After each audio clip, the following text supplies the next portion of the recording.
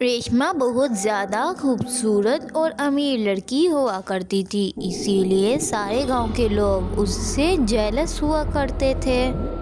अरे रेशमा, मुझे भी बताओ अपनी खूबसूरती का राज और अपने अमीर होने का राज। मैं भी जानना चाहती हूँ और मैं भी अमीर होना चाहती हूँ और खूबसूरत दिखना चाहती हूँ।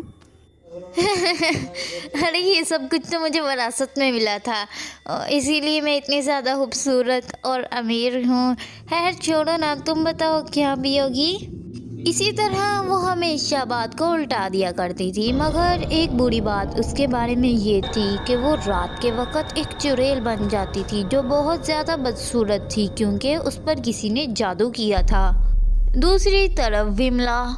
आखिर ये इतनी ज़्यादा अमीर और इतनी ज़्यादा खूबसूरत क्यों है? मुझे भी इतना ज़्यादा खूबसूरत होना ही होगा। अरे यकीनन तुम रेशमा के बारे में सोच रहे हो, इसीलिए तो इतना बुरा मुंह बनाया हुआ है तुमने। वो तुम्हें कभी भी अपनी खूबसूरती और अमीरी का राज नहीं बताएगी, इसीलिए तुम इस बारे में सोचना बंद कर दो। ऐसे कैसे बंद कर दूँ? उस रेशमा को तो मैं छोड़ूंगी नहीं, उसकी सारी दौलत हत्या लूँगी। रेशमा, अब तुम मेरे से बचकर रहना।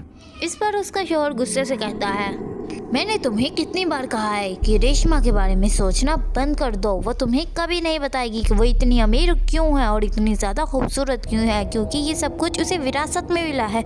अब उसके बारे में सोचना बंद कर दो। ठीक है, मैं उसके बारे में सोचना बंद कर देती हूँ। रेशमा, तुम्हें मैं छोड़ूंगी नहीं। तुम्हारी वजह से मैंने अपने शौहर से लड़ाई तक कर ली। मुझे उसकी खूबसूरती और अमीरी का राज जान के रहना है।